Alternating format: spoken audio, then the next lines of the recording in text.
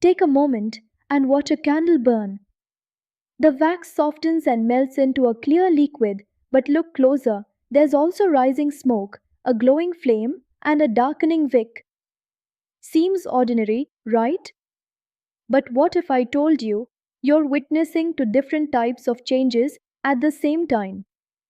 One is physical, the other is chemical, and learning to tell them apart is a key part of understanding how matter behaves. Ready to break it down? Let's go. Let's start with something simple, a physical change.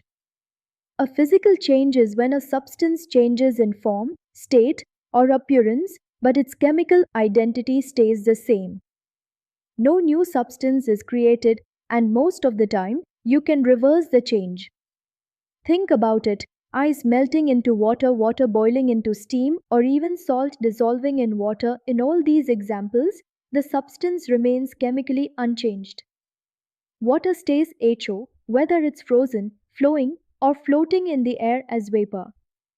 That's the beauty of a physical change, visible yet reversible. Now let's explore something more dramatic: chemical changes, the true transformers of matter. A chemical change creates one or more entirely new substances. The original material loses its identity and can't be recovered easily. The change is usually irreversible. Let's look at some textbook examples. Burning of paper produces ash, smoke, and gases. Rusting of iron. Iron reacts with oxygen to form a reddish-brown compound called iron oxide. Formation of curd. Milk turns into curd due to bacterial action, changing its taste, smell, and properties. Want to spot a chemical change? Look for clues like color changes, temperature shifts, bubbles of gas, or new smells, clear signs that a new substance has formed. Let's compare them side by side: physical versus chemical changes. Physical change: no new substance is formed, usually reversible. Example: melting butter. It softens and changes form, but it's still butter. Chemical change: a new substance is formed, often irreversible. Example: burning wood. Once it becomes ash and smoke, there's no going back. Here's a great contrast: boiling water is a physical change. The water becomes steam, but it's still HO. But electrolysis of water? That's a chemical change. Water splits into two entirely new gases, hydrogen and oxygen. The key: if the substance stays the same, it's physical. If something new is formed, it's chemical. Alright, time for a quick quiz. Can you tell which of these are physical changes and which are chemical? Let's find out. Cutting of trees, chemical change. Why? Because it's not just shape. The tree loses life and its internal processes change.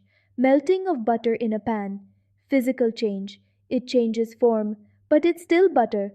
Rusting of an iron gate, chemical change. Iron reacts with air and moisture to form a new substance, iron oxide.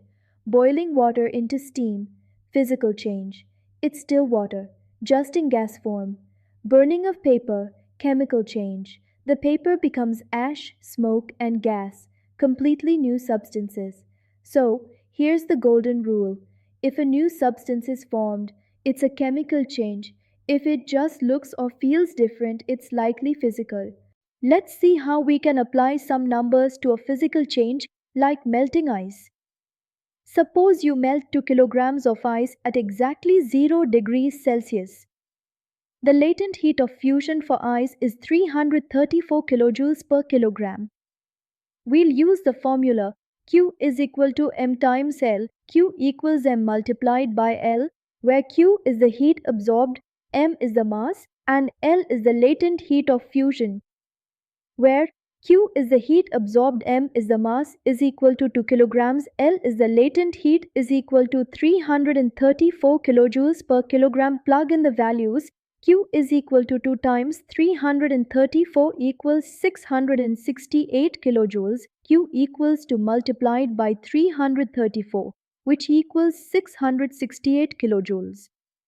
So, it takes 668 kilojoules of energy to melt the ice, and remember, no new substance is formed.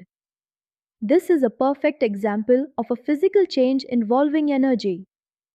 Let's return to where we began, the burning candle. First, melting wax. The solid turns to liquid, but it's still wax.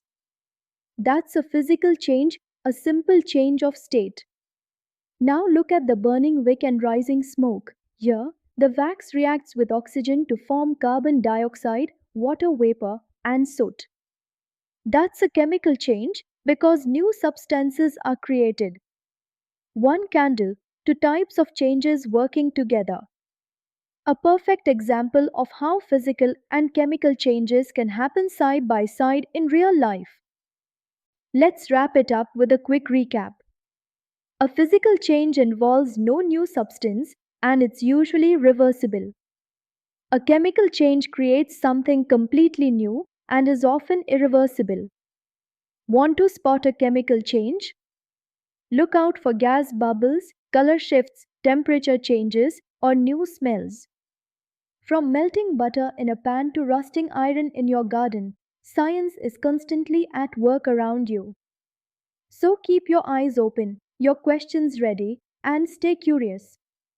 There's a whole world of matter and change waiting to be explored.